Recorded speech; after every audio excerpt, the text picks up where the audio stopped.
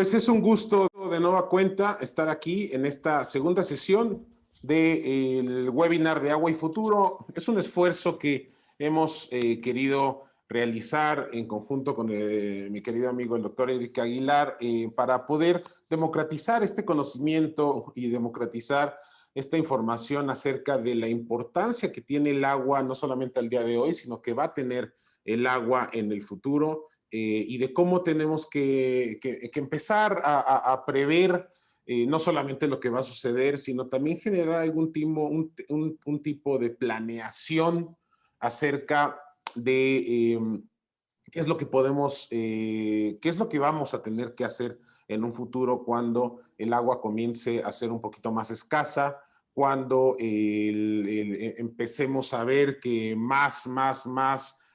o hay más privatización del agua y el agua como bien público comienza a decaer, lo cual va a ser una realidad en el futuro. También tenemos que ver las soluciones que estamos o que debemos enfrentar en la Ciudad de México, conociendo los problemas que vivimos, como por ejemplo, ustedes lo saben bien, las inundaciones, las sequías en ciertas partes y cómo podemos generar algunas ideas las cuales ya ha trabajado durante ya muchos años el doctor Eric Aguilar, quien muchos de ustedes pues conocieron, escucharon la sesión pasada y quien de todas maneras le voy a pedir a Eric que bueno, brevemente cuando comience pues cuente todo lo que ha hecho en términos del agua porque es pues gigante su labor, así que va a ser muy grato para todos ustedes conocerlo. Esta es la segunda sesión, se transmite también este contenido, lo estamos transmitiendo en Facebook y además recuerden a todos los que no pudieron asistir la sesión número 1, la primera sesión que trató acerca de la sociedad hidráulica, perdónenme, donde estábamos hablando, donde se habló del agua como principio de Estado y como derecho humano.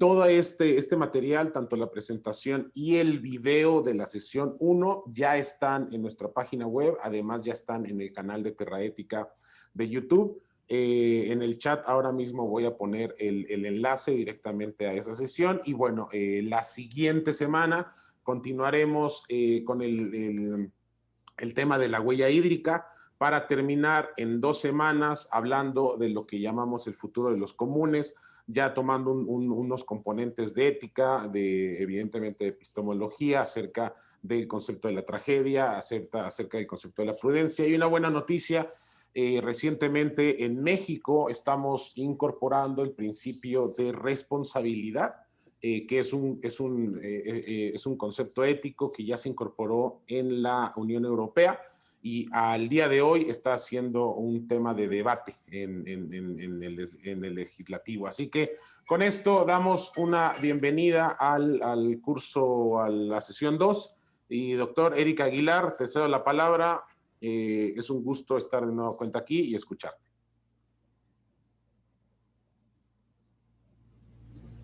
Lo mismo, muchísimas gracias, querido Robert. Pues como siempre, como lo acabas de mencionar, el asunto siempre es democratizar el conocimiento, conocimiento que no se difunde, conocimiento que no se aprecia, conocimiento que no se comparte, pues es un conocimiento estéril y pues no queremos eso, queremos que el conocimiento sea fecundo. Creemos fervientemente que una sociedad más informada es una sociedad más consciente, una sociedad más consciente, pues es una mejor sociedad en donde todos y todas queremos vivir. Pues bueno, brevemente, retomando lo que mencionabas, de platicar un poquito sobre lo que hemos tenido la oportunidad de hacer en torno al agua, pues todo inició con la licenciatura. De formación yo soy sociólogo y pues mi tesis fue sobre la cultura del uso del agua en la zona metropolitana del Valle de México. Yo me declaro un enamorado de la Ciudad de México. Pues bueno, aquí lo expandimos a la zona metropolitana. Posteriormente, igual en el entorno académico, pues ya hicimos la maestría, donde afortunadamente nos conocimos. Aún recuerdo la estancia de investigación allá en Salamanca, España.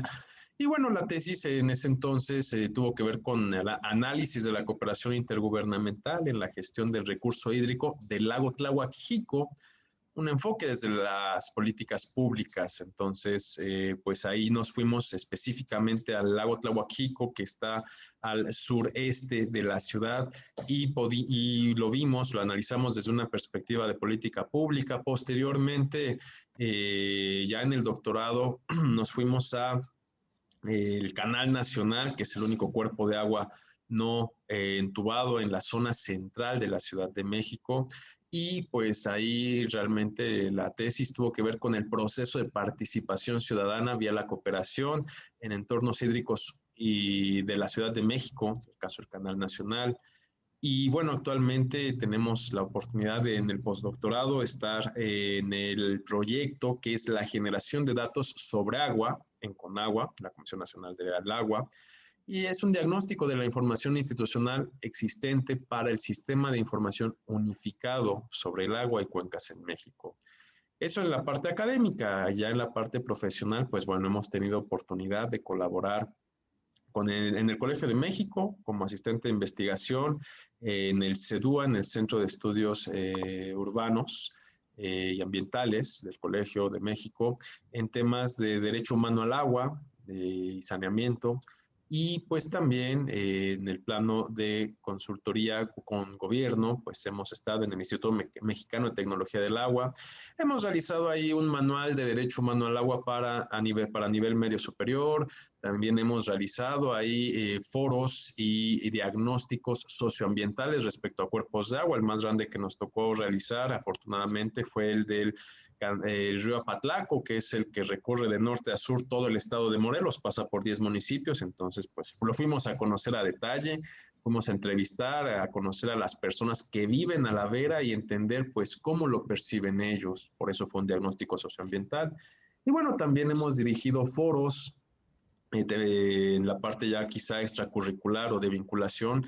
Hemos dirigido foros tanto a nivel estatal respecto a distintos tomadores de decisiones para armar focus group respecto a el tema del agua, y quizá el más reciente y que es uno de los más emblemáticos, que recuerdo con más cariño, cuando estuvimos en el Congreso de la Unión con la Comisión de Recursos Hídricos del Congreso de la Unión, y fuimos moderadores para la discusión de la nueva ley de aguas. Entonces, en diciembre en diciembre del 2019. Entonces, pues bueno, hemos estado en el tema nos apasiona, creemos que realmente el agua pues tiene mucho que ver con la parte de cómo percibimos no solamente un insumo, lo decíamos la primera sesión, biológico necesario para la vida, sino también todo lo que hay, la cosmovisión, toda la apropiación cultural que hay respecto al agua. Entonces, pues por eso el tema es más que apasionante. Pues bueno, el día de hoy vamos a platicar sobre la sequía, inundaciones y las soluciones que se plantean en la zona metropolitana del Valle de México. Es muy particular nuestra Ciudad de México, es muy particular la zona metropolitana del Valle de México. En tanto, pues 6 meses tenemos sequía y 6 meses tenemos inundación. Entonces es muy emblemático, es muy sui generis el tema, en tanto que nos vamos de un extremo al otro en lapsos muy cortos de tiempo. En ese tenor, igual, por favor, a nuestros asistentes les recuerdo que el micrófono está abierto. Vemos aquí que nos acompañaron desde la sesión pasada, que bueno, el micrófono está abierto y claro que pueden, si intervenir o alguna duda, pregunta, por favor, con toda confianza. Aquí Roberto es quien está al tanto, pues entiendo, del chat o demás, entonces yo estoy con la parte de la presentación, entonces para ceder la palabra y demás, Roberto será nuestro moderador. Entonces, adelante. Vamos a mostrar pues que aquí tenemos, el día de hoy veremos pues la parte de el lago, cómo todo se dio a partir, muchos dicen que era un lago en tiempo de lluvias, pero realmente eran 5 lagos constantemente. Veremos qué pasó en lo que hoy es la zona metropolitana del Valle de México, pero bueno, en tiempos de la colonia, en el porfirismo, ya más en el México moderno, y ahora sí la construcción de lo que entendemos hoy por hoy como zona metropolitana del Valle de México, y bueno, la cultura del agua que se gestó. La cultura era entendido como esta suma agregada de problemas, inundaciones, sequías, pues que a la larga generaron una cultura, una aproximación que tiene el ser humano respecto al agua en esta zona del planeta. Esta suma agregada de problemas, de beneficios, de inundaciones, de cuestiones sui generis, pues formó a la larga una cultura. Y hoy, pues, como quiera que no, tenemos una cultura del uso del agua en esta zona del país, en esta zona del planeta. Pues primeramente comentar, retomar qué entendemos por zona metropolitana del Valle de México. Pues bueno, es una extensión de 7.866 kilómetros cuadrados, poquito menos, poquito más, que abarca las 16 demarcaciones territoriales, hay quienes les llama alcaldías, yo me resisto a porque formalmente son, la alcaldía es el edificio que está en el centro, la demarcación territorial ahora sí es la cuestión geográfica, 59 municipios del Estado de México y un municipio de Hidalgo. Entonces regresaremos a este plano más adelante, pero pues retomar que tenemos por zona metropolitana pues esta vasta extensión territorial que administrativamente pues abarca 3 entidades federativas. Tenemos al Estado de México, la Ciudad de México y un municipio de Hidalgo. Entonces, también comentar que pues los orígenes en particular de la zona metropolitana del Valle de México pues vienen desde 1970, ya que se empezaba a poblar. Aquí tenemos un dato de Uniquel de cómo la mancha urbana se fue poco a poco desarrollando. Y ahora sí, vamos entonces, vamos a dar un salto en la historia y veremos entonces cómo surgió este lago o estos 5 lagos. Pues tenemos que en efecto en tiempo de secas, lo que ahora existe en la zona metropolitana del Valle de México, eran 5 lagos, el lago de Zumpango, Jaltocán, Texcoco, Chalco y Xochimilco, que en tiempo de lluvias ahí sí formaban uno solo. En particular del lado este, todos los ríos que vemos aquí al lado, todos esos ríos nutrían el lago y le daban esta parte, por ejemplo, hacia Texcoco, pensemos, esta composición incluso básica del agua en términos de pH. No es menor recordar que el lago de Texcoco era el único lugar de este lado del planeta donde se generaba el alga espirulina. El otro lugar en el mundo es el lago Chad, en África. Y esto es a partir de que en un entorno donde pues había mucha sosa cáustica, en un entorno donde pues cualquiera diría pues es que aquí no crece nada, es el mejor entorno para que exista esta espirulina.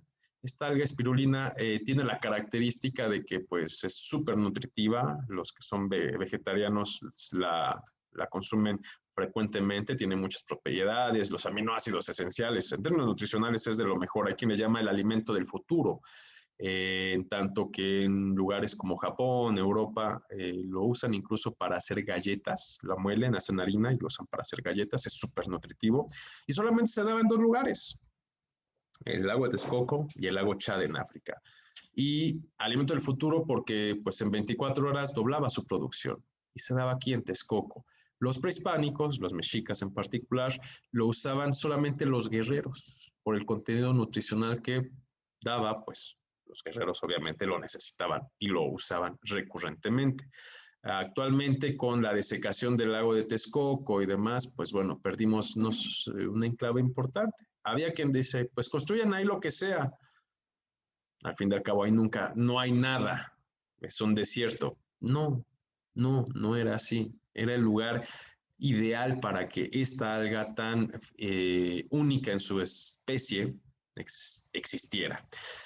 Y del lado izquierdo de la cuenca tenemos los distintos ríos, por ejemplo el Magdalena, etcétera. Todos estos ríos, Tepeyac, etcétera, todos estos ríos eran de agua dulce y como tal su pH era más neutro. Entonces, el agua dulce generaba otro tipo de ecosistema, al grado que cuando con el albarradón de Nezahualcóyotl, que más o menos aquí por donde está yendo mi cursor, esta era la traza más o menos aproximada del albarradón de norte a sur. Lo que se logró con este albarradón de Nezahualcóyotl, que aquí está la imagen, o bueno, una breve litografía, una breve representación de cómo se fue construyendo este albarradón, dividía el agua salada del agua dulce. Un ecosistema particular, pensando en la espirulina, y un ecosistema más donde hay peces de agua dulce, más entendido como pues esto lo podemos beber, etcétera. Entonces, y repito, era solamente un albarrador que dividía a partir de que estos ríos pues tenían una carga más salobre, por llamarlo de alguna manera, a diferencia de estos ríos que es más de agua dulce. Eso era importantísimo. Una obra hidráulica increíble para ese entonces. Recordemos, no había maquinaria, todo se hacía con voluntad y con mucho músculo, mucha piedra. Entonces, esto lo hicieron en la época prehispánica. Posteriormente, y aquí me interesa ya platicar, después de la caída de Tenochtitlán en 1521, pues resulta que la falta de mantenimiento de de estas obras hidráulicas desde tiempos de los aztecas, pues devino eh, en que poco a poco hubiera inundaciones. En particular, la primera inundación grave se dio en 1555 con el virrey Luis Velasco, posteriormente en 1579 con el virrey Don Martín Enríquez, después en 1604 con el virrey Marqués de Montesclaro, luego en 1607 virrey Don Luis Velasco. ¿Y qué tenían de general estas inundaciones? ¿Qué las unía? Bueno, generalmente la gente migraba, había destrucción de edificios y cimientos pues que se veían afectados, había epidemias por el agua anegada que se convirtió en que se convertía en foco de infección y de mortandad. Entonces, cuidado cuando digan que es que en la Ciudad de México solamente hemos tenido 2 epidemias, el Huaycocolistli, la era prehispánica, y la gripe española hace un siglo, bueno, y actualmente, ¿no? No, la Ciudad de México tiene una gran escuela respecto a epidemias, fruto de las inundaciones por las que 300 años y hasta la fecha hemos pasado. Entonces, cuidado cuando digamos que solamente que la epidemia nos agarró desprevenidos. No es así. Lo dice la historia.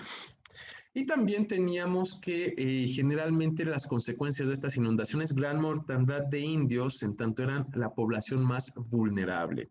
Caía el comercio, caía la producción, de todo aquello que no fuera relativo a vender o hacer canoas. Todos los negocios, excepto las canoas, es como ahora, todos los negocios van a quiebra, excepto los de mensajería, por ejemplo, ¿no? Entonces, muy similar esa parte.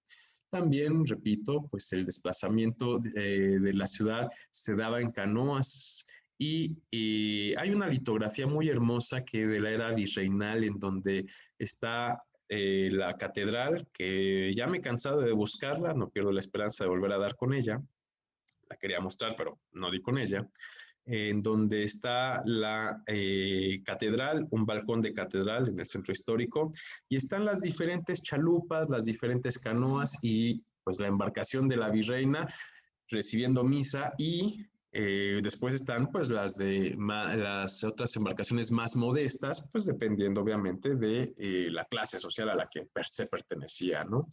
Entonces, y están recibiendo misa. Es muy interesante verlo.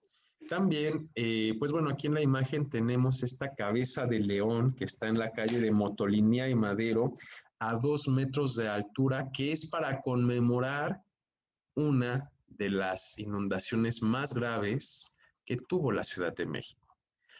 En 1629, tras una precipitación constante de toda la noche, el agua subió 2 metros y permaneció así 4 años. Es la única vez que se pensó en cambiar la capital de la Nueva España a la vecina ciudad Puebla de Los Ángeles. El entonces obispo, el arzobispo de ese entonces, contó al rey, escribió al rey, ya no al virrey, sino al rey directamente en España, que de las 20,000 familias españolas que vivían en la Ciudad de México, solamente habían permanecido 400 después de la inundación. Y bueno, 30,000 indios habían muerto. Tras estas inundaciones, se buscó hacer el llamado Tajo de Nochistongo. El Tajo de Nochistongo tenía la finalidad de sacar el agua de esta cuenca endorreica, es decir, de esta cuenca sin una salida natural de agua, para pues evitar este tipo de vicisitudes y de tragedias. Una vez más, mencionamos que todas las consecuencias económicas, sociales, de salubridad, incluso de salud, que tiene una inundación, pues son graves, ¿no? En efecto, todo este tipo de, esta obra, pues fue tomó muchos años, en su momento se le dio al cosmógrafo Enrico Martínez, después que si había falta o no de dinero, etcétera. Cuando estuvo construida, pues aún así se seguía inundando. Y seguimos con el recuento. En 1674 volvió a haber una inundación que, pues, la Ciudad de México, lo que ahora sería solo el centro de la ciudad. Después, en el siglo XVIII, en 1714, hacia Zumpango, se desbordó el lago Zumpango. En 1747, 1763, 1792, 1795, estas inundaciones, repito, generalmente afectaban a la población indígena, si bien no ya por la inundación, sino por las consecuencias en la salud derivadas de las pandemias, a su vez derivadas de la anegación de agua. Entonces, nunca es bueno tener agua anegada, y menos cuando estamos en una situación de vulnerabilidad. Posteriormente, en 1819, la gesta con el cura Hidalgo empezó en 1810, termina en 1821.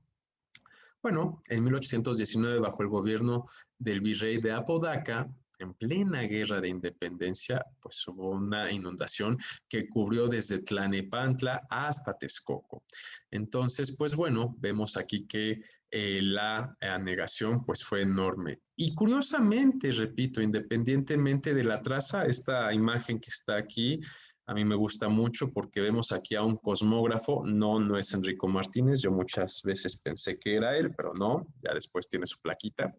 Esta escultura está en la la esquina de Jesús María, esquina con Manzanares, igual ahí en el centro histórico, solo que a veces es difícil acceder a ella porque pues hay como un tianguis de uñas de gel, algo así, que es difícil, se cubre todos con los puestos que tienen su plástico y demás, cubren toda el acceso a esta escultura, y ahí se cuenta la historia de cómo desde un inicio, habiendo caído Tenochtitlán en el 1521, se buscó hacer una traza urbana lo más adecuada posible para evitar no solamente problemas urbanos, sino pues las inundaciones.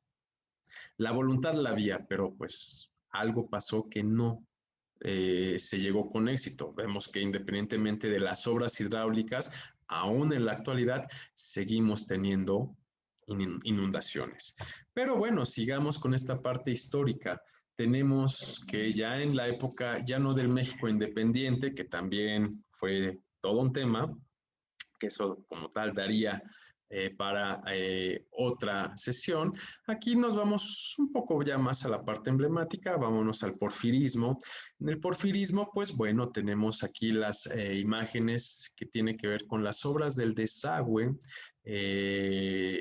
que realiza Porfirio Díaz, y que a partir de que en su momento Pani hace un informe en el que muestra que la falta de drenaje en la Ciudad de México nos lleva a tener peor calidad de vida, que en ese entonces él lo compara con la ciudad de Madrás, en India, pues nada, establece que pues, es muy necesaria una obra que desfogue el desagüe para que pues una vez más no sigamos, el olor era lo de menos, no sigamos viviendo las consecuencias y afectaciones que tiene el agua negada en la salud de los habitantes de la Ciudad de México. Entonces es por eso que se hace el Gran Canal del Desagüe, que pues es una obra que funcionaba por gravedad,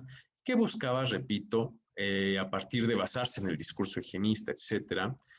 Quizás si nos da tiempo, al final retome un poco a esta parte del discurso higienista, pues buscaba, repito, mejorar la habitabilidad, hoy le llamaríamos, en la Ciudad de México.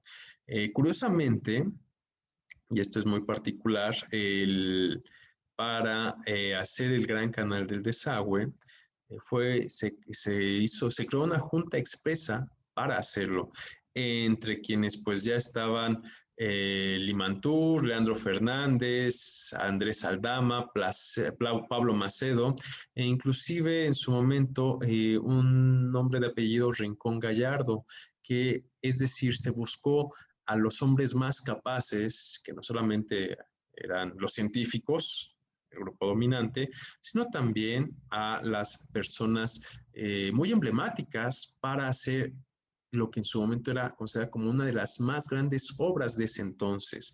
Una vez más, recordemos que la maquinaria no era tan sofisticada como la tenemos hoy en día y pues el Gran Canal del Desagüe fue realmente pues una proeza técnica en muchos sentidos. A la larga, pues en efecto no funcionó porque pues se seguían reportando casos de afectaciones a la salud en la población y se vio que pues el drenaje tenía que ir de la mano con otras medidas que pues por tiempo pues no le dio seguramente espacio a Porfirio Díaz.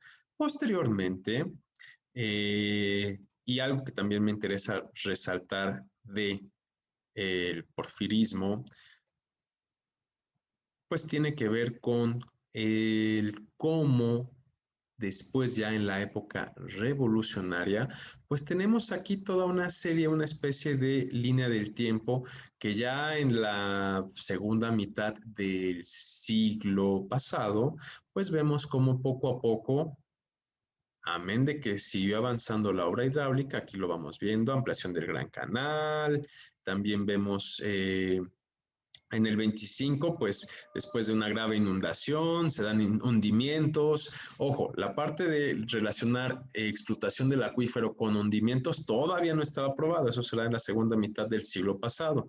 Pero bueno, también se empezó a ver que la ciudad se estaba hundiendo y poco a poco, pues fuimos viendo cómo la ciudad se seguía inundando. Aquí tenemos estas imágenes del centro histórico en 1940, en 1951, etcétera. Y aquí tenemos hasta 1947 el doctor Nabor Carrillo explica, gracias a la laguna Nabor Carrillo, ahí cerca del lago de Texcoco, que como el sacar agua del acuífero, pues a la larga causará hundimientos diferenciales. Posteriormente también, bueno, aquí vamos viendo entonces por orden en el 25, pues tenemos que hubo una gran inundación. En el 1933 vemos que creación de la Dirección General de Aguas y Saneamiento en el actual Distrito Federal, órgano con autonomía desde su creación, o sea, eso implicaba que el tema del drenaje y el saneamiento, pues era un tema que no iba a estar a expensas de algún orden de gobierno, sino que tenía, por así decirlo, era autónomo. En 1937 vemos que con el fin de que la Ciudad de México ya no se inunde, inicia la construcción de la segunda salida del túnel de Tequisquiac, es decir, lo que sería el Tajo de Nochistongo para los españoles. Bueno, después se hizo un segundo túnel, llamado túnel de Tequisquiac, ya en 1937. Después, en 1940, pues tenemos la ampliación del Gran Canal para sanear la zona sur de la ciudad. Se incluyen Coyoacán, San Ángel, Tlalpan, Xochimilco. En 1941, tenemos que la Dirección General de Aguas y Saneamiento deja de tener autonomía. En el 47 vemos lo que hace Nabor Carrillo. En 1950 Las inundaciones en la Ciudad de México tienen que ver con 2/3 partes de la Ciudad de México se llenan de lodo, agua y 5 personas muertas. Aquí conviene hacer un paréntesis. Hasta 1950, hasta mitad del siglo pasado, el enemigo número uno de esta ciudad era el río Consulado. El río Consulado generalmente inundaba muchísimo de lo que en ese entonces, hasta donde ese entonces llegaba a la ciudad, y se veía como pues esto, uno de los principales enemigos. Hay un libro muy hermoso, cuando puedan, consúltenlo, es El agua a través de los informes presidenciales en México.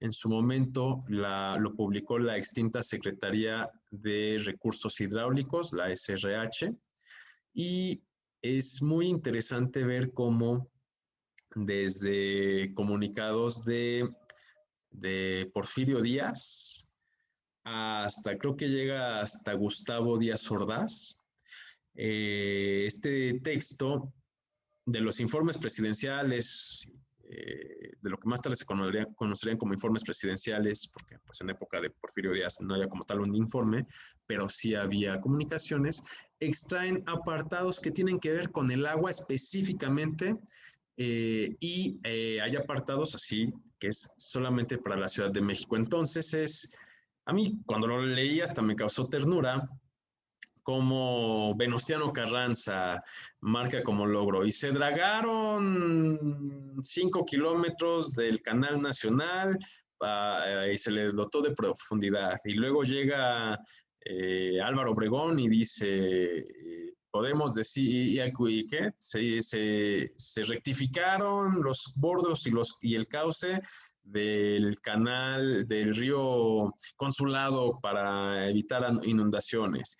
Y después tenemos más adelante a Ruiz Cortines diciendo, por fin entubamos el río Consulado y ya va a dejar de afectar, de causar inundaciones y nunca más va a volver a haber inundaciones en la Ciudad de México. Y así entonces, en algún momento, el dominio del agua o el control por lo menos del agua en la Ciudad de México era tan importante que ocupaba no pocos espacios en los informes presidenciales, por lo menos durante, pues repito, desde el porfirismo hasta Gustavo Díaz Ordaz. En términos de análisis del discurso, pues es muy interesante ver eso. Repito, causa mucha ternura cómo los distintos presidentes presumen que ya no va a volver a haber inundaciones y al año siguiente hay. Causa mucha ternura el ver cómo presumen que ya hay la maquinaria suficiente para que nunca más vuelva a inundarse la Ciudad de México y pues bueno, se sigue inundando. Entonces, pues bueno, repito, el enemigo número uno era el río Consulado. Ya después se entubará. Después tenemos ahora sí que en 1954 termina la construcción de la segunda parte del túnel de Tequisquiac. Recordemos que iba hasta Coyoacán y San Ángel. En 1963, prolongación del túnel Interceptor Poniente hacia el Tajo de Nochistongo, con la intención de poder trasladar un mayor volumen de agua fuera de la Ciudad de México. En 1964 se terminan las obras del túnel Interceptor Poniente y la obra, te repito, destinada a auxiliar al Gran Canal en el desalojo de las aguas pluviales y residuales del Valle de México. En el 67 inicia la construcción del drenaje profundo, inicia abajo del edificio de la lotería, del edificio del Moro, y de ahí hasta el norte de la ciudad para sacar, hasta el norte del Valle de México para sacar las aguas. También fue una proeza técnica. Alguna vez un ingeniero que trabajó en esta obra me comentaba, en una entrevista que le hice, me comentaba que venían de Sudamérica y cuando vieron el diámetro de la tubería que podía pasar un bocho, decían, es que no sabíamos que había túneles de este diámetro, no sabíamos que se construían túneles de este diámetro, decían los ingenieros que venían de Sudamérica. Y pues, porque pues allá no tienen esta necesidad tan masiva de transportar agua, ¿no? Entonces, es particular, son casos emblemáticos, es un caso emblemático el tema del desagüe en la Ciudad de México. Y pues bueno, tenemos que en el 75 se termina la primera etapa de la construcción del drenaje profundo. En el 77 inicia la segunda etapa de la construcción del drenaje profundo. El presidente López Portillo y Jan González, como regente del Distrito Federal, pues la obra consigue unir subterráneamente la ciudad. En el 85, con Miguel de la Madrid, se inicia la construcción del colector semiprofundo de Iztapalapa. En el 87 termina la construcción del colector semiprofundo de Iztapalapa y en el 94 expansión del drenaje profundo con 125 kilómetros totales al momento del término del periodo de Salinas de Gortari. La expansión continúa hasta el gobierno de Cuauhtémoc Cárdenas como responsable del entonces Distrito Federal. 125 kilómetros totales de drenaje profundo. Pensemos que de aquí a la ciudad de Pachuca, Hidalgo, son alrededor de 80 kilómetros. Entonces sería lo que yo le llamaría un pachucazo más un tanto más de puro drenaje profundo. Y recordemos que el drenaje profundo no es solamente poner los tubos, sino cavar, meterlos, volver a cavar, enterrarlos. Son proezas ingenieriles, ¿no? Sin embargo, se sigue inundando la ciudad. En la siguiente lámina podemos también apreciar cómo se fue dando el proceso de desecación de la cuenca del Valle de México. Vemos cómo era en 1500, 1600, 1700 y ahora en el 2000. Vemos cómo los 5 ríos que existían, pues en el último caso, el 2000, esta manchita rectangular que vemos es en su momento la laguna Nabor Carrillo, la que hizo en 1950 para ejemplificar la subducción que se da, perdón, el hundimiento diferencial que se da a partir de extraer agua del subsuelo. De ahí en fuera ya no hay lago. Y bueno, menos ahora con las fallidas obras que todos tenemos conocimiento. Y sin embargo, dicen por ahí, el agua tiene memoria. Sin embargo, vemos que en época de lluvias, en el río, en lo que ahora es río Viaducto Miguel Alemán, el dique que está al lado es por donde pasaba el río, pues vemos como en los desniveles los automovilistas, los pobres e incautos automovilistas siguen saliendo cuando se inunda el desnivel y pues ahí se queda varado el coche, ¿no? Entonces, repito, o en la salida a Puebla vemos cómo sigue existiendo, cada año se inundan las casas que ahí están, inclusive el gobierno pues ya sabe que tiene que dar ciertos préstamos o demás para que la gente recupere esos electrodomésticos. Yo no sé qué puedan comprar con 4,000 pesos. Creo que una lavadora está en no menos de 5,000 pesos, pero bueno, el gobierno, el cálculo de quienes están ahí parece ser que es mejor quedarse ahí en lugar de moverse, amén de las inundaciones que cada año afectan sus electrodomésticos, su patrimonio. En términos de sequías, pues también aquí vemos, les comentaba, el lago Tláhuac-Xico, que es un lago que se formó a partir de que como tal no era un lago natural, sino se formó con el tiempo a partir de estos hundimientos diferenciales, que en su momento era una tierra de cultivo, y pues bueno, aquí vemos como del lado de la delegación Tláhuac, aquí está, listo, del lado de la delegación Tláhuac, ajá, de aquí a la izquierda, y del lado de Valle de Chalco. Y vemos como lado izquierdo en tiempo de secas, lado derecho en tiempo de lluvias. Y que eventualmente, debido a los hundimientos, este borde es peligrosísimo para quienes están ahí viviendo al lado, porque en cualquier momento, pues este dique se revienta y pues imagínense todo lo que podría pasar, ¿no? Ojalá no suceda, pero hay que tener mucho cuidado con ellos. Y de nuevo, consecuencias de la inundación. Retomamos aquí un poco del legado de Porfirio Díaz. Vemos cómo en 1910 el ángel estaba a pie de calle, 2004, y vemos ahora cómo todas estas escaleras, donde las quinceañeras cada fin de semana iban a tomarse fotos, pues son muestra del hundimiento que tiene la ciudad. Porfirio Díaz, cuando manda hacer el ángel, abajo, pues está más que bien cimentado. Entonces, el ángel de la independencia es un bonito, muy cultural indicador de cómo nos vamos hundiendo. El ángel no se hunde, tienen que agregar estos peldaños, estas escaleras, porque somos nosotros quienes nos hundimos. Entonces, pues imaginemos cómo vamos, ¿no?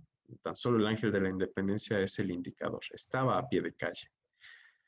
Y seguimos el registro de las inundaciones para el año. Es un pequeño registro que marca la frecuencia y el lugar de las inundaciones que hay en la actual Ciudad de México.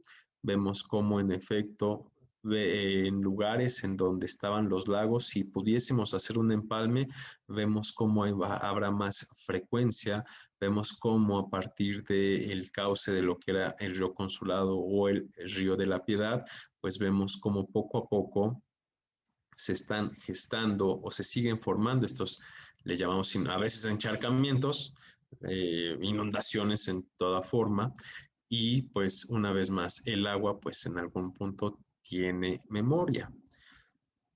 Después mostramos que en efecto regresamos ya entonces a la zona metropolitana y vemos cómo aquellos que se han dedicado de forma técnica a entender ya no a la zona metropolitana como una división administrativa territorial, pues bueno, ellos establecen una región hidropolitana en donde el tema del agua permite generar determinadas bordes, por así decirlo, no jurídico-administrativos, pero sí conceptuales para entender que, bueno, la Ciudad de México bebe agua y gracias a ello sigue existiendo.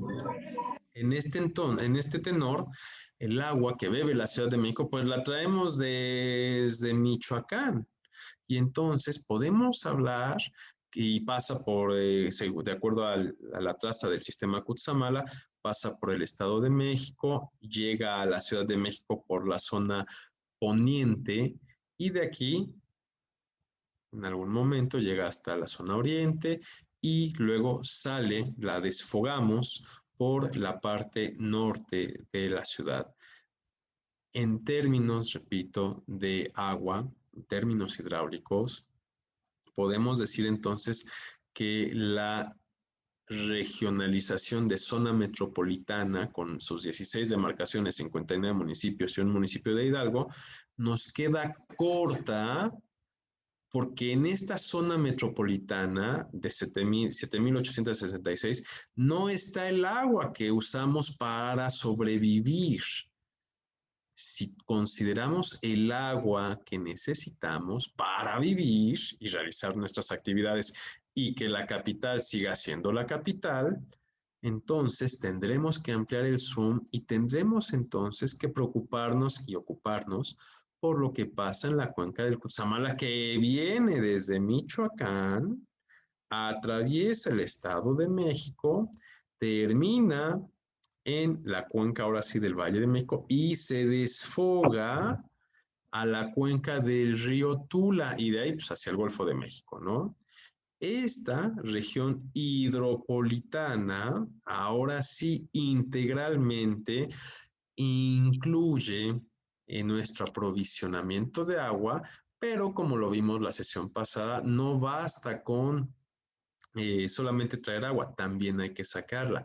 ¿Y hacia dónde la sacamos? Pues hacia la cuenca del Tula, hacia Hidalgo. Entonces ya vimos que no es solamente un municipio del estado de Hidalgo el que tendría que estar considerado en la zona metropolitana del Valle de México. Si hablamos de una región hidropolitana, pues bueno, esta es una visión más integral.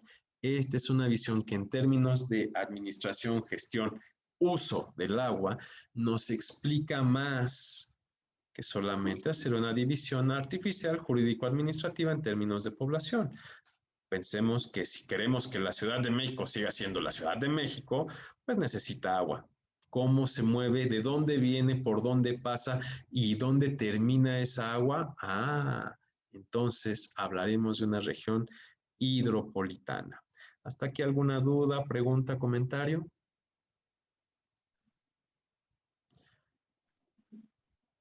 No sé, Roberto, si tenemos ahí algo en el chat, todo en orden. Todo creo que hasta ahora en orden. Algunos comentarios, como por ejemplo el de Esteban, que dice muy bueno, El Ángel no se hunde, que es un excelente título para un documental. También hay algunos comentarios muy buenos, que sería que siempre la pregunta es, bueno, nos damos cuenta que el agua está politizada y evidentemente siempre ha estado politizada. La pregunta es hasta cuánto estará politizada, y si lo juntas ahora con las demarcaciones, bueno, todavía será más difícil. Así que bueno, por ahora esos serían los comentarios. Así que adelante, Eric. También Muy en bien. Facebook, estamos revisando en Facebook, y en Facebook también por ahora no hay comentarios. Muchas gracias. En efecto, el agua está politizada y pensemos en nuestro gurú del porfirismo. Por eso se creó una junta. Específicamente cuando se habló del preocupante tema del saneamiento en la Ciudad de México, por eso se crea la Junta de Agua y Saneamiento para la Ciudad de México, para tratar de despolitizar, obvio, recordemos que el animal es un politicón, el animal político por excelencia siempre va a ser política, pero tratar de atenuar estos estires y jales que, como bien dicen los comentarios, que bueno, atenuarlos lo más posible para pues llegar a una solución. Recordemos también que pues el mantra de esa era, el porfirismo, eran los científicos y era pues, es que nosotros no somos científicos, nosotros nos basamos en la ciencia, en el positivismo para la toma de decisiones. Claro, era una justificación para mantener el dominio, pero bueno, recordemos que se buscaba tratar de ser lo más eficaces en cuestiones de gobierno. Tan es así que recordemos que todas las obras que se destinaron para celebrar el centenario de la independencia estuvieron como con 6 meses de antelación en tiempos de Porfirio Díaz. Ahora en el bicentenario de la independencia, bueno, creo que hubo obras que estuvieron hasta un año después del bicentenario, ¿no?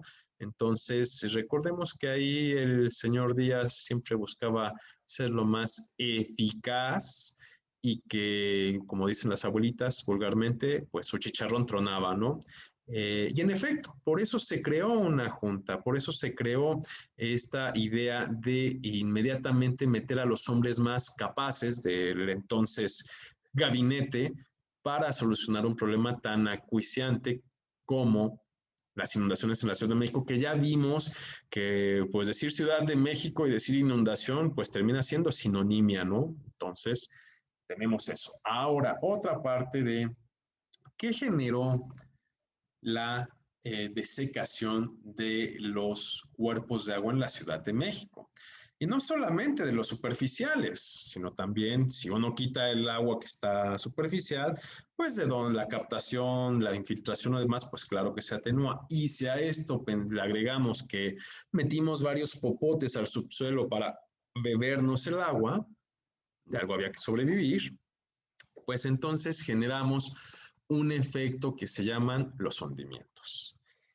Los hundimientos, en particular, tenemos aquí imágenes, bueno, en esta región hidropolitana, vemos aquí cuáles son los municipios en donde hay más hundimientos, donde se tienen documentados más hundimientos.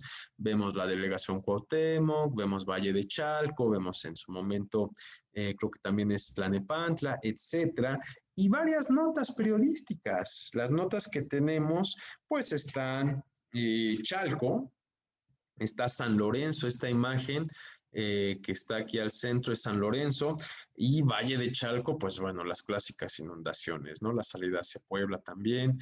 Vemos, por ejemplo, esta nota de la delegación Iztapalapa, que en el 2007, en la colonia Lomas de San Lorenzo, Iztapalapa, una grieta de 20 metros de diámetro y 14 metros de profundidad se abrió entre las calles engullendo un automóvil estacionado en el lugar y llevando a la muerte a al joven Alejandro Ramírez Arredondo, de 19 años de edad, que se encontraba cerca. Los topos de Tlatelolco, aquellos que se dedican pues a rescatar cuando hay sismos o demás, los topos tardaron 2 días antes de encontrar el cuerpo del chico, que lamentablemente falleció, y al menos 49 familias tuvieron que ser desalojadas debido a los daños provocados en sus viviendas y a la inestabilidad del terreno.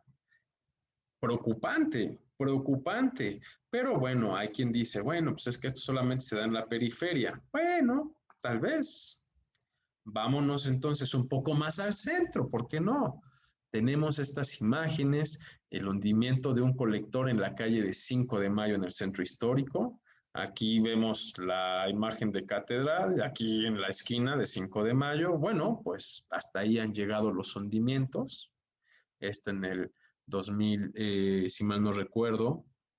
Entonces, pues bueno, vemos cómo poco a poco, pues en diferentes lugares, periferia o centro, pues se dan estas problemáticas que no solamente afectan ya la habitabilidad en la ciudad, sino la seguridad de todos los que aquí estamos.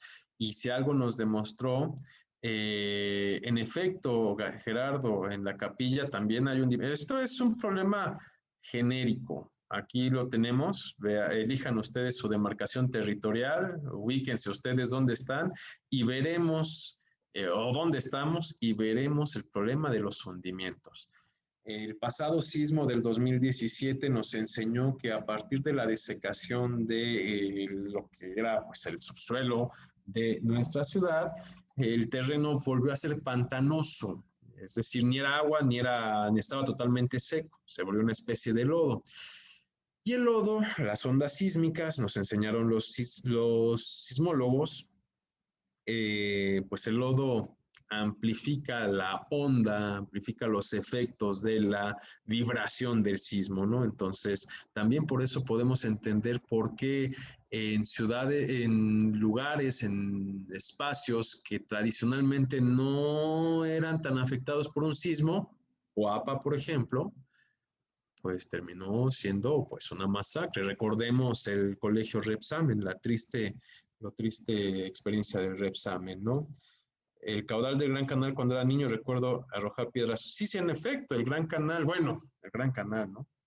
Y espérense que cuando el Cutzamala ya se agote, porque todo se agota en esta vida, Esteban menciona, ¿hay algún proyecto para la recarga del acuífero? El gobierno espera que se recargue de manera... Este es muy interesante, es lo que algunos le llaman el Cutzamala 2, Esteban, y todavía está en exploración. Simplemente diré esto, que es un poco preocupante. Se piensa que cuando el Cutzamala deje de ser lo suficientemente viable para pues nutrirnos de agua, se va a crear una especie de Cutzamala 2. Vamos a traer agua de otro lugar. Generalmente los hidrólogos de Conagua nos han comentado que el lugar en donde hemos visto que hay más agua, aquí está la Ciudad de México, aquí está el Estado de México, acá está Hidalgo. El lugar en donde hemos visto que hay mucha agua es la zona oeste del Estado de Hidalgo.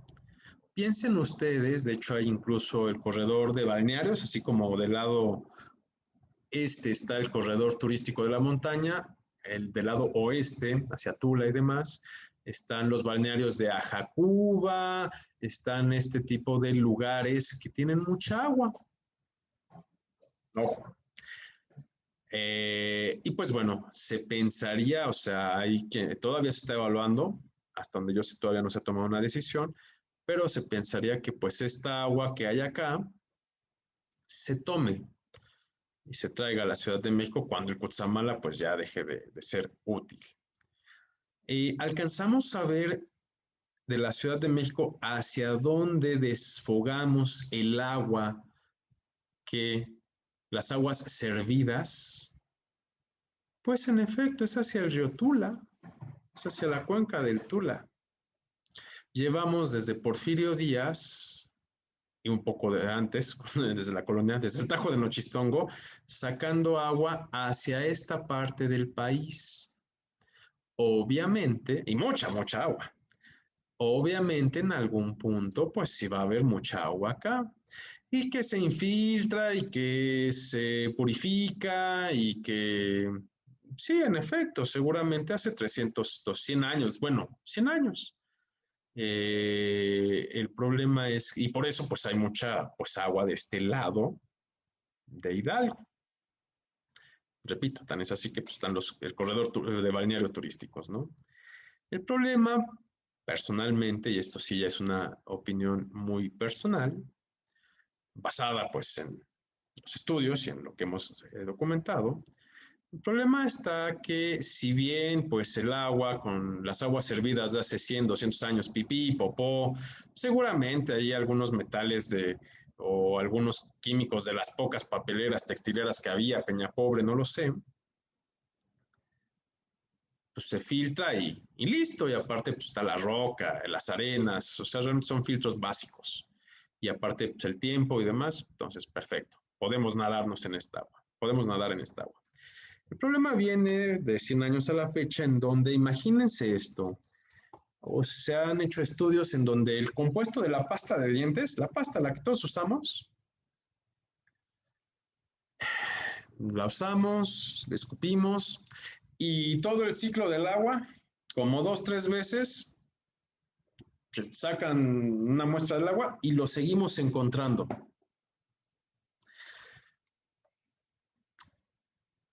La UNAM, la Ciudad Universitaria, en las dos estancias infantiles que tiene, cuando se vacuna a los niños de sarampión, pues se vacuna, se inocula a los niños van al baño y la UNAM pues tiene su planta tratadora de agua y hacen ahí estudios de ver pues el agua que está ahí. Bueno, un año después de que se vacunó a los niños ya siguen encontrando el compuesto, trazas del compuesto de vacunación. ¿Qué nos dice esto? Bueno, la naturaleza es tan sabia que ella puede sintetizar, degradar los compuestos que ella genera. La pipí, la popó, perfecto. Los compuestos que ella no sintetiza, los compuestos que crea el ser humano, la naturaleza nos los devuelve así de, pues ahí están. Independientemente de los filtros que tengamos, si son filtros los básicos de carbono, el carbono activado, etcétera, o ya los homeostáticos, que son de membrana y demás, que dicen, no, es que pues nada va a pasar por ahí. No sé si han visto ustedes cuando los ratoncitos pasan por ciertas hendiduras o boquetes, que los ratoncitos en algún punto como que alargan su esqueleto y pueden pasar.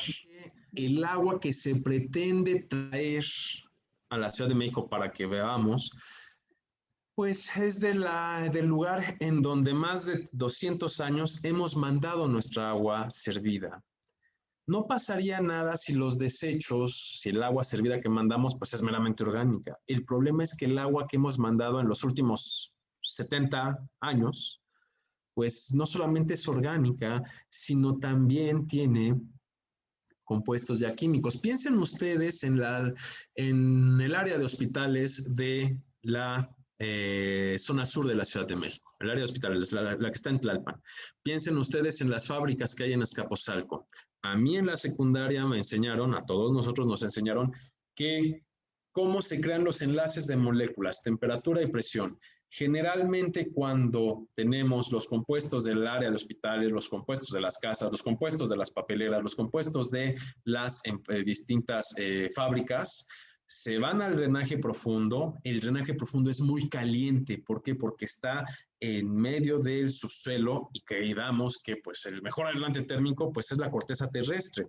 Y si a eso le agregamos la presión de las bombas de agua que están para sacar el agua, porque por el hundimiento ya no solamente sale el agua por gravedad, sino hay que bombearla. Entonces tenemos estos dos elementos que se usan para crear enlaces químicos, temperatura y presión. Y entonces tenemos el agua de la popó, la pipí, los trastos de las casas, más el agua de las personas que fueron vacunadas o tuvieron alguna quimioterapia, además de la zona de hospitales, más el agua de las industrias que siguen operando en la Ciudad de México. ¿Qué moléculas estamos creando? No lo sabemos. Ni siquiera sabemos qué hay ahí. Pero de que estamos creando algo, estamos creando algo. Y lo estamos mandando hacia el río Tula, hacia el acuífero, hacia la cuenca del Tula. Y que creemos que no, pues es que pues ahí se filtran entre la arena y demás. Sí, seguramente, lo orgánico, pero lo que no creó la naturaleza va a seguir ahí. Y entonces lo van a traer de Hidalgo y nos lo vamos a beber. Y ni siquiera vamos a saber qué estamos bebiendo. Es un problema grave. Y yo no he escuchado que se repare en las consecuencias que puede haber. Entonces, podemos pensar que esta cuestión de no solo de crear un Cutzamala 2 a partir de, es que hay mucha agua en Hidalgo, sí, pues claro, hemos sacado agua los últimos 300 años hacia allá. Y en los últimos 70 años, no, como no separamos del agua de uso industrial del agua servida de uso doméstico, pues hemos creado, no lo sabemos qué. Y lo menos que vamos a encontrar ahí en el agua que bebamos serán trazas de pasta de dientes y de vacunas contra el sarampión, en el mejor de los casos. Será un tema de salud pública grave. Seguimos entonces. Seguimos viendo los comentarios. En efecto, pues bueno, el costo del agua, pues claro que es complicado en el sentido de que una botella de plástico, lo vimos la vez pasada, estas empresas no venden agua, venden botellas de plástico. Una botella nos va a costar de 15 a 20 pesos y cuando nuestro recibo de agua de 1000 metros cúbicos, pues no rebasa los 100 pesos, 300 pesos, dependiendo, ¿no? Perdón, de un metro cúbico. Y entonces vemos que pues el agua que tenemos en nuestras casas pues es súper barata comparada con, llenemos un metro cúbico con envases de agua tipo Bonafón, Electropura, pues claro que el costo se dispara.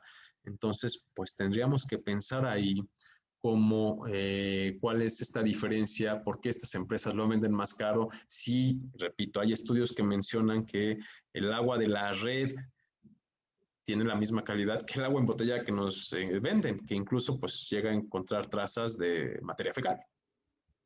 Entonces, pero bueno, lo importante es tener nuestra botellita, ¿no? Hay que pensar esa cuestión. Seguimos entonces. Posteriormente, después de haber mostrado la región hidropolitana, vamos a hablar entonces qué cultura del agua se gestó. Como bien comentábamos, ya adelantábamos que desde la sesión pasada, que hay una relación socioambiental que se va gestando, que en algunos momentos sirvió para generar el Estado incluso, a partir del despotismo oriental, de las sociedades hidráulicas. Tenemos por aquí alguna pregunta, permítanme, déjenme leerla. Las áreas naturales protegidas de la Ciudad de México como espacios naturales estratégicos, ¿qué papel juegan para la conservación de la biodiversidad del agua? Son fundamentales, son los únicos buffer ambientales que tenemos, pero si por áreas naturales protegidas o por estos espacios entendemos quizá el Cerro de la Estrella, que tiene varias denominaciones y que se lo siguen comiendo, porque pues la gente sigue construyendo en las faldas del cerro, aunque ya se sabe que está prohibido, está bardeado, bueno, siguen construyendo. La ANP que tenemos en la zona de Xochimilco, en el triángulo, en el llamado triángulo, que converge con el canal nacional, que incluso es sitio Ramsar, bueno, el SACMEX, el sistema de agua desde la Ciudad de México, o sea, un ente gubernamental, lo usó para hacer unos llamados peines de aguas negras, o sea, en un sitio Ramsar, ya ni siquiera es una ANP, o sea, sí es una ANP a nivel nacional, pero a nivel internacional es un sitio Ramsar Y no fue un vecino cochino y no fue una empresa privada, fue el mismo SACMEX que dijo, vamos a poner peines de agua sucia, agua de drenaje, en este sitio Ramsar, para que pues no se inunde el San Buenaventura que anda por ahí. Entonces, pues vemos que las denominaciones encaminadas a proteger la biodiversidad, encaminadas a garantizar las zonas de buffer ambiental, las áreas verdes, con todo lo que eso implica en servicios ambientales, terminamos viendo que estas etiquetas son solo eso, etiquetas, porque ni el mismo ente, en este caso el Estado, ni el mismo gobierno las respeta. ¿Cómo podemos esperar que la población lo haga, no? Gracias por la pregunta, Mónica. También Gerardo puso un comentario respecto a las concesiones, conocer información, aprovechamiento de aguas subterráneas. Si lo hace el gobierno, particulares, se han cambiado los volúmenes aprovechables o se ha intentado controlarlos. En efecto, el REVDA, el registro público de las concesiones que tiene que ver, los derechos de agua, perdón, el REVDA está disponible en Internet. En efecto, parte de la investigación en la que tenemos el privilegio de colaborar tiene que ver con que estos datos estén actualizados, que realmente sepamos quién está haciendo uso de los derechos de agua, para qué y de qué manera, y que no necesariamente están. Si bien por la ley de transparencia, Conagua tiene la obligación de dar todos estos datos, inclusive crear índices y decirnos cómo los calcula, no necesariamente se sigue al pie de la letra. Afortunadamente, pues bueno, aquí ya entramos a la parte de transparencia. La transparencia nos permitirá y exigir a través de una ley, exigir que en efecto Conagua y las distintas, los entes gubernamentales que tengan que ver en coadyuvancia con el tema, pues den esta información, porque claro que es necesario saber los registros y quién tiene las concesiones y hasta cuándo tiene las concesiones. Más aún, a mí el tema de las concesiones, claro que es preocupante, pero a mí me preocupa más lo de los pozos ilegales, en donde la misma Conagua dice, nosotros tenemos... La misma Conagua dice, nosotros ya tenemos registrados, georreferenciados dónde están los pozos ilegales. Sabemos quién tiene pozos ilegales. Y la pregunta siguiente es, ¿y entonces por qué no los clausuran? No hacen algo. Es que no tenemos los suficientes inspectores. Creo que Conagua tienen 100 inspectores para todo el país, ¿no? Entonces, es complicado. Pero en efecto, Gerardo, muy interesante aportación. También me permito leer aquí el dato de la pregunta de si hay, el Esteban Favela, si hay algún proyecto para la recarga del acuífero o el gobierno espera que se recargue de manera natural, cosa que seguramente no va a suceder. Bueno, respecto a las recargas del acuífero, se han hecho luego pozos de infiltración para que pues en época de lluvias o demás caiga el agua. El problema es que meter agua sin previamente haberla tratado, pues estaríamos cayendo en lo que platicábamos.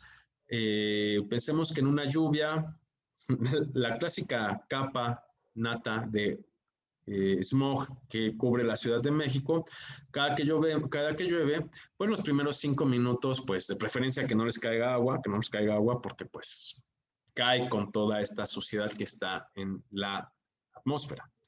Ya después de los 5 o 10 minutos, ya ahora sí podemos incluso que nos bañamos o lo que sea, ¿no? El problema es que estos pozos de infiltración pues captan lo que caiga, inclusive esta agua que está dentro de los 10 primeros minutos, que no es de la mejor que podamos decir.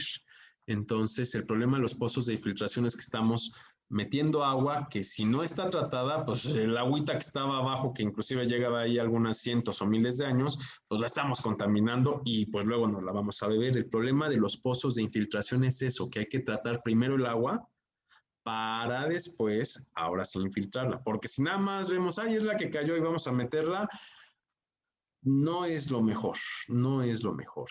Y si hay algún proyecto para recargas del acuífero, hasta donde yo sé, por lo menos en el gobierno federal, que esté planteado, cimentado, bien estructurado, que sea como una política pública, no, yo desconozco, no he sabido de un proyecto como tal. He sabido, ahora sí, medidas aisladas, pozos de recarga, no gaste agua, etcétera. Ajá, eso sí lo hemos sabido, pero como tal, un proyecto estructurado, reglamentado y donde haya concurrencia en distintos órdenes de gobierno, no, y tendría que haberlo, ¿no?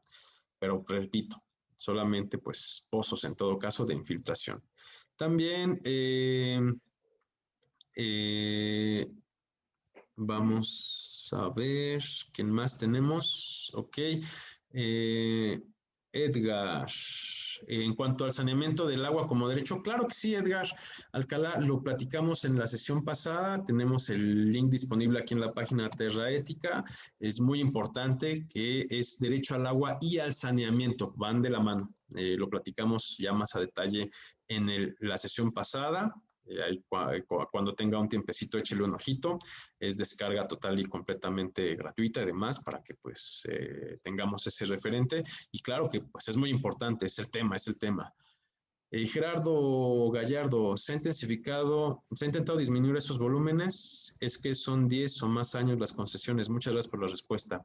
En efecto, los volúmenes, dependiendo de quienes más usan agua en este país, son las actividades agrícolas. Después vienen las actividades industriales y finalmente ya las de consumo humano. Pero lo que más, en donde más agua se usa, más de la mitad de volúmenes totales de agua de este país es en la actividad agrícola. Y por ende puede haber mucho desperdicio si es que no hay riego tecnificado. Entonces, es lo que más necesita agua en este país. Mario Hernández, ¿hay alguna política pública o proyecto que proteja los mantos acuíferos y las filtraciones fluviales en zonas volcánicas como la zona del Parque Ecológico de la Ciudad de México? ¿El Parque Ecológico de Xochimilco tal vez? No. Bueno, como tal que se proteja los mantos acuíferos, la Ley Nacional de Aguas establece que en efecto es la CONAGUA el ente rector de, y posteriormente podemos ver legislación secundaria en donde incluso hemos visto que la Ley de Acuacultura sustentable, etcétera, como tal que se proteja, pues no, porque el agua sigue siendo un bien público. Lo que sí, pues se hacen medidas para tratar de cuidar la medida de lo posible los cuerpos acuíferos, los cuerpos de agua, pero pues estas medidas se quedan muy cortas con la realidad. Retomo brevemente, y no me quiero salir del tema, retomo brevemente el caso del río Sonora, hace algunos años, en donde más de 250 kilómetros de río fueron contaminados con metales pesados de parte de Grupo México, que no me escuche Grupo México, pero fueron contaminados y pues así que digan, lo trataron y lo limpiaron y a la población que vive al lado de esos 250 kilómetros de río que depende de pesca para beber, para sus actividades agrícolas, pues así como que hayan solucionado, sí, se creó un fideicomiso de varios miles de millones de pesos, que al año siguiente ya no existía ese fideicomiso, y dentro de como las 15 plantas tratadoras de agua que pidieron las personas que afectadas, creo que nada más se construyeron dos y nada más está operando una. Pues una tragedia lo que pasó en el río Sonora, y esta tragedia nos enseñó que el rescate de cuerpos contaminados de agua por actividades extractivistas, en este caso como la minería, no es una prioridad para el Estado mexicano, que la sanción para este tipo de empresas y la reparación del daño ambiental, según la LEFA, la Ley Federal de Responsabilidades Ambientales, es risible. Cada que, bueno, yo doy una plática al respecto. Le hemos hecho esa plática en la maestría de salud pública cuando hablamos de agua y salud con los muchachos del Instituto Nacional de Salud Pública. Cada que yo doy esa plática, pues hablamos de cuánto es el monto, la multa que pues tuvo que pagar el Grupo México por haber contaminado con metales pesados, o sea, con arsénico, con cadmio, con manganeso. 250 kilómetros de río, o sea, de aquí a Querétaro, continuo. Y terminamos diciendo que con 2 Ferraris del CEO en turno, con eso pagaron la multa y no pasó nada. Es triste, es preocupante, es totalmente... Y bueno, no es que Grupo México esté violando la ley, es que pues pagó de acuerdo a la ley, a la Ley Federal de Riesgos Ambientales, entonces, de responsabilidad ambiental, perdón. Entonces, ahí hay que modificar la ley. Esa es la multa que se establece desde la ley. Manuel Galván, Pilar, perdón, ¿en qué radica la teoría del despotismo oriental Bitfogger? Vean nuestra sesión pasada, diremos simplemente que tiene que ver con que la formación del Estado se da a partir de la obra hidráulica, palabras más, palabras menos. Y bueno, Manuel Galván sí deja mucho que desear la legislación, la propia aplicación de las leyes. De hecho, el previo derrame ya había estudios de río que estaba contaminado con metales pesados y filtraciones de las mineras. Exacto. Y eso el río de Sonora. El río Atoyac, que es donde hay textileras, y desde el lado de Puebla, bueno, es otro, es el más contaminado de México desde antes de. Entonces, pues bueno, hay todo un tema que hay mucho por hacer, ya no solamente por estudiar, sino por modificar, por entender y, pues repito, el entendimiento se dará a partir de investigar, conocer el fenómeno y ahora sí, una vez que lo entendemos, pues por tratar de incidir de la mejor manera posible en la recuperación de nuestros cuerpos de agua, en la conservación, que pues es algo tan vital. Edgar Alcalá, la sesión pasada está aquí en nuestra página de Terra Ética. Le pido a nuestro querido Roberto que, gracias Roberto, exactamente, telepatía. Muchas gracias. Seguimos entonces. Vamos a ver la cultura del agua. Todo esto para que... ¿Qué cultura del agua tenemos en la Ciudad de México? Hemos visto todo, las inundaciones, la sequía, el porfirismo, Enrico Martínez, los españoles. ¿Qué se ha formado en esta cultura? ¿Cómo se ha formado esta cultura del agua? Una vez más, regresemos al porfirismo, específicamente al positivismo, que es pues la ideología que hasta la fecha sigue. Saludos a los egresados de la Escuela Nacional Preparatoria, Amor, Orden y Progreso, que era orden y progreso, orden como principio, progreso como fin y el amor como medio. Atentamente, Augusto Comte. Increíble, ¿no? Antes era orden y progreso, al final de su vida, cuando Comte descubre que sin amor nada somos, es cuando le agregamos. Entonces, de ahí viene el lema de la Escuela Nacional Preparatoria: amor, orden y progreso. Orden como base, progreso como fin y el amor como medio. Y bueno, pues esa fue la ideología que pues se formó los 30 años de régimen porfirista que tuvimos, los casi 30 años de régimen porfirista que tuvimos, con todo lo que plasmó. Y esa ideología, es que profesor Aguilar, es que el porfirismo pues ya no existe. Bueno, déjenme decirles que el Ulises Criollo, Vasconcelos, Justo Sierra y toda la generación del Ateneo, pues claro que estuvieron marcados, Antonio Caso y demás, todas las generaciones subsecuentes del porfirismo, pues estuvieron, claro que estuvieron inmersas en esta idea del positivismo y por supuesto que tuvo que ver con. Entonces, la ideología que tuvimos a partir de el porfirismo, del positivismo, el afrancesamiento que se nos dio, porque pues Porfirio Díaz no es que les gustara a los franceses, digo, denle una bayoneta y los combatía en Puebla. No, la ideología que tuvimos a partir de los de Francia tuvo que ver con que era pues de los países más avanzados de la época. Entonces, si ellos lo hicieron, pues nosotros también, ¿no? Entiendo que es un poco la lógica de Porfirio Díaz de seguir lo que pues funcionó para Francia, ¿por qué no va a funcionar para México? Y en algún punto tenemos que estas imágenes de Degas hablan de la domesticación del agua. La sesión pasada platicábamos acerca del agua salvaje, esa que corre en el río, esa que puede con nosotros llevarnos a arrasar los cultivos, pero también nos da vida.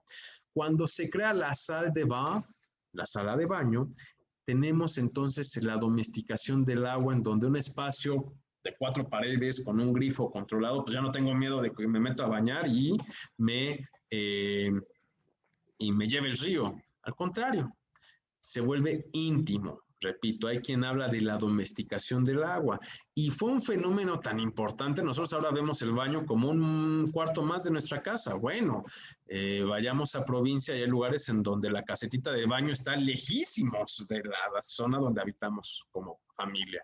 Entonces, la sala de baño en el siglo XIX, pues claro que era así como la tele para nuestros abuelos, wow, ¿no? Así lo que van a ser los lentes de realidad virtual para nosotros, bueno, era todo un acontecimiento.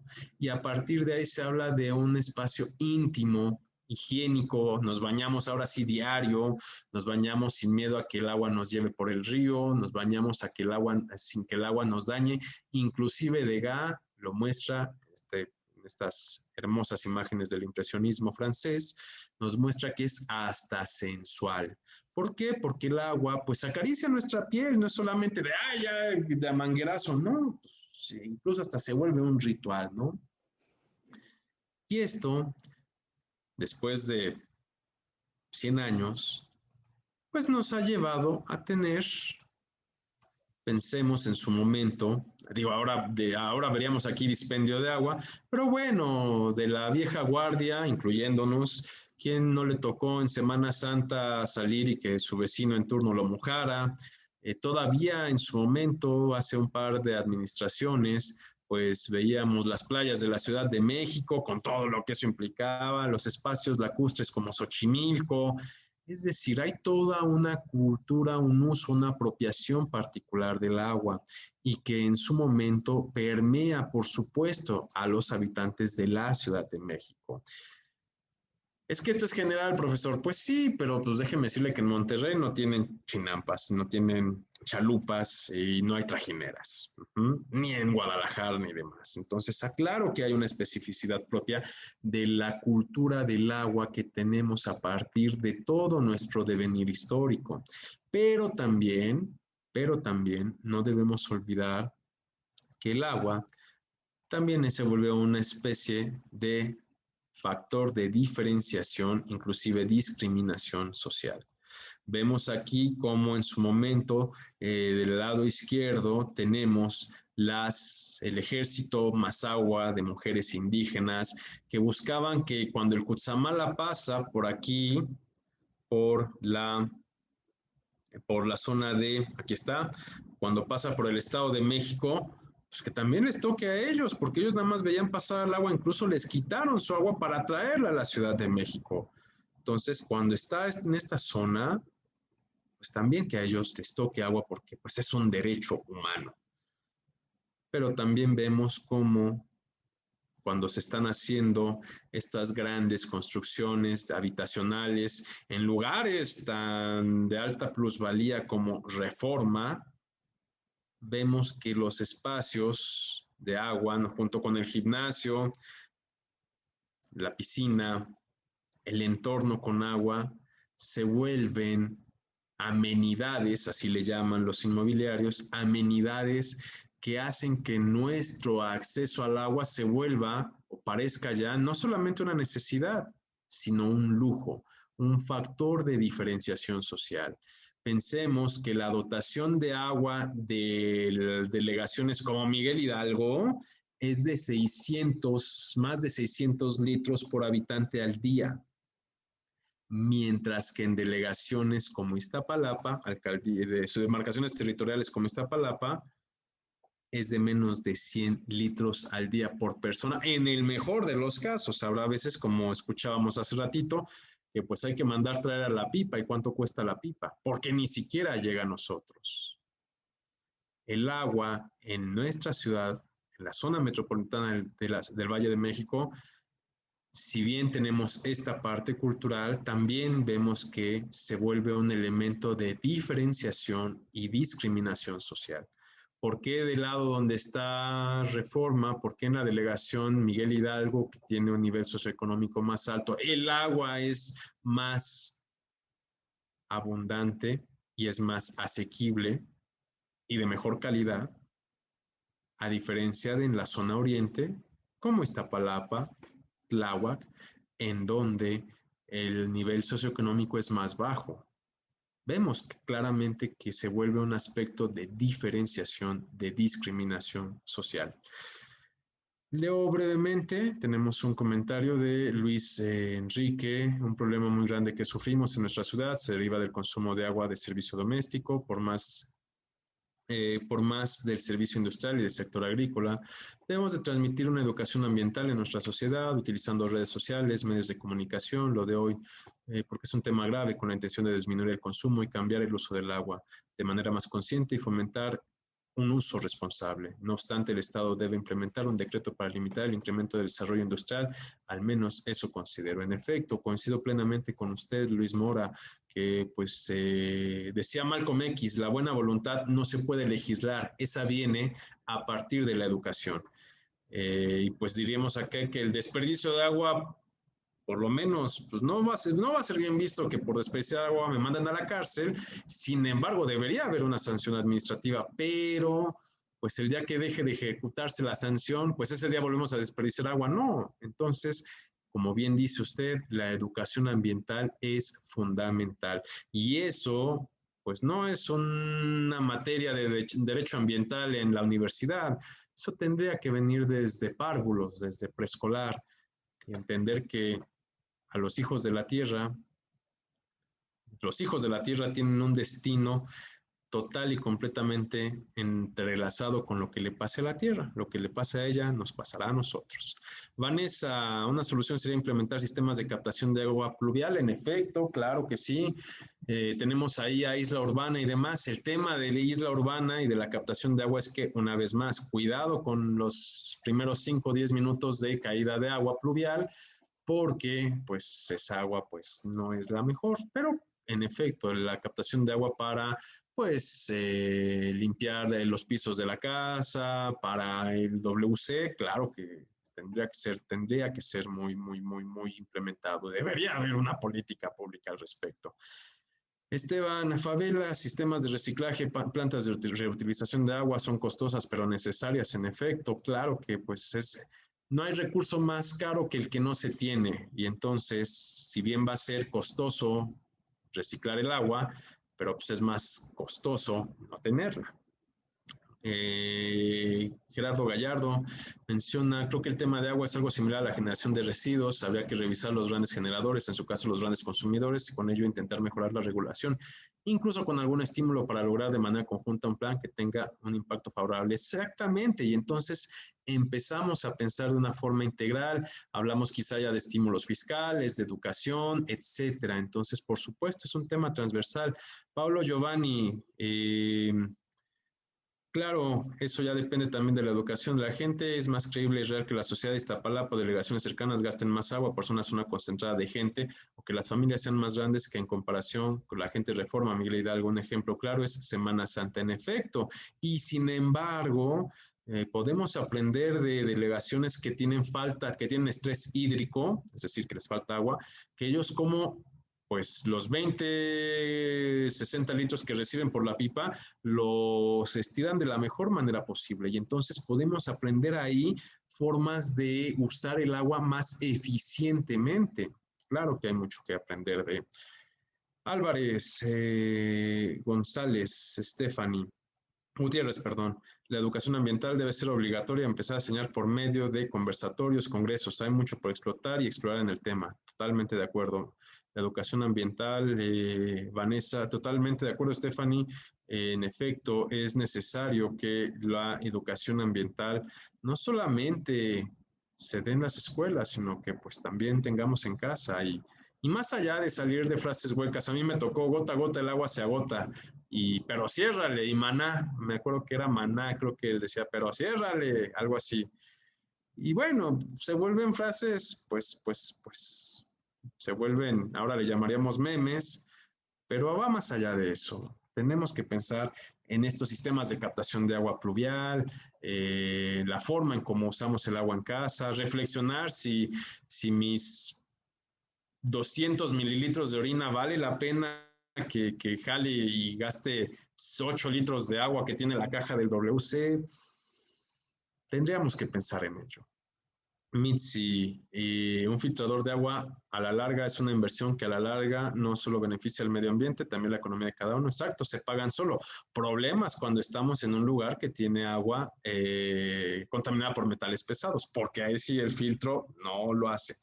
Pero en efecto, en una zona como la de México, en donde si tenemos bien, si tenemos nuestra tubería doméstica a punto, limpia, pues el agua pues generalmente es de calidad, generalmente, no siempre, y con un buen filtro de carbón no activado es más que suficiente. Yo tengo uno en la cocina, entonces, pues de ahí, ¿no? Y ya dejamos de depender del garrafón, que no está vendiendo la misma agua, solo que más cara. Repito, ellos venden el plástico, no el agua. ¿Cómo podríamos implementar políticas públicas? Mario Hernández menciona, pregunta, ¿cómo podríamos implementar políticas públicas para recuperar esos mantos acuíferos que no se aprovechan? Pero más allá de los intereses políticos y utilizarlas a favor de la comunidad. Pues en primera todo parte de tener una ciudadanía informada, porque pues si pensamos, si como ciudadanía estamos más preocupados por, no lo sé, estamos más preocupados porque no nos pongan una estación de Metrobús enfrente de nuestra casa, y hay vecinos que se oponen rotundamente, y no vemos el tema del agua como un tema prioritario, pues no vamos a llegar a mucho, ¿no? Porque lo importante es que no nos pongan una estación de Metrobús enfrente de nuestra casa, o al revés, o que si nos la pongan. Primero, pues hay que difundirlo. Agradezco muchísimo a nuestro querido Roberto por estos espacios, que para eso es para difundirlo y seamos conscientes como ciudadanía. Y a partir de que tengamos una ciudadanía informada, tenemos un círculo virtuoso en donde una ciudadanía informada exigirá de mejor manera sus derechos y obligará a un Estado que pues, a veces puede inclusive ser omiso o negligente, pero obligará a que tome cartas en el asunto de la mejor manera. Querido Roberto, el tiempo siempre es un tirano. Muchas gracias, Eric. Interesantísimo todos los temas. Yo creo que cuando vemos el agua, se nos olvida la historia del agua y sobre todo cómo nos ha afectado, cómo ha moldeado nuestras sociedades, cómo ha generado lo que hoy somos.